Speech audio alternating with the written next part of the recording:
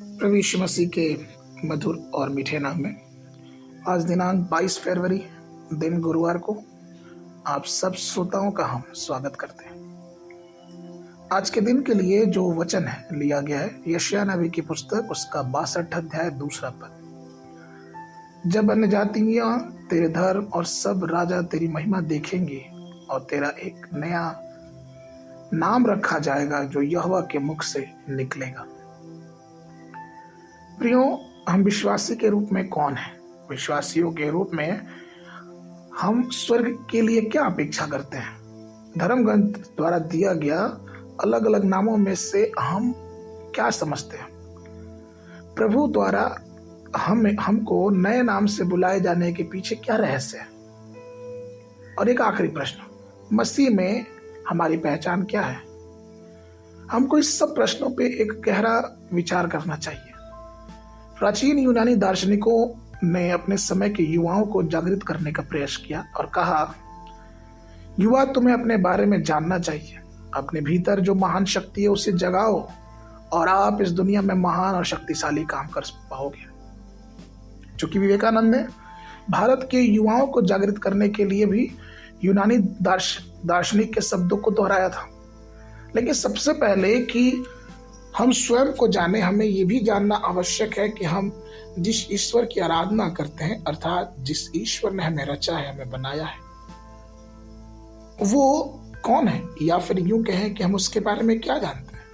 नीति वचन 9 के 10 अध्याय में लिखा है कि यहोवा का भय मानना बुद्धि का आरंभ है और परम पवित्र ईश्वर को जानना ही समझ है।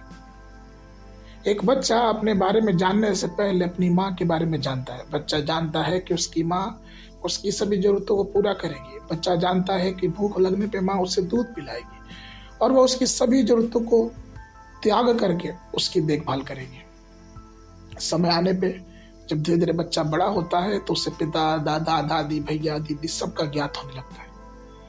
प्रियो, परमेश्वर हमारा पिता और हमारी माँ है। उत्पत्ति 17 अध्याय के पहले पद में परमेश्वर को एल सदाई के रूप में प्रकट किया गया है। फिलिपियो 3 के 8 में पौलुस इस बात को कहते हैं, तो भी मैं अपने प्रभु यीशु के ज्ञान की श्रेष्ठता के कारण सब वस्तुओं को हानि समझता हूं। तो इसलिए पहले तो परमेश्वर का ज्ञान होना चाहिए। दूसरी बात कि हमको अपनी पहचान की समझ होनी चाहिए, अर्थात हमें यह पता होना चाहिए कि हम कौन हैं। हम परमेश्वर के लोग हैं, हम सच्चे ईश्वर की संतान हैं और हम उसके दृष्टि में बहुत अनमोल है। यशायाह उसके 62 के 3 में वचन कहता है, तू यहोवा के हाथ में एक शोभायमान मुकुट और अपने परमेश्वर की हथेली में राज मुकुट है। प्रियो, तो हम परमेश्वर को जाने और हम परमेश्वर में अपने आप को पहचाने, क्योंकि ये बहुत जरूरी है कि जब हम परमेश्वर पर विश्वास करते हैं तो एक विश्वासी के रूप में हम क्या हैं, इसलिए इस बात पे मनन करें। आज के मनन के लिए प्रकाशित वाक्य पुस्तक उसका 3 अध्याय 12 पद।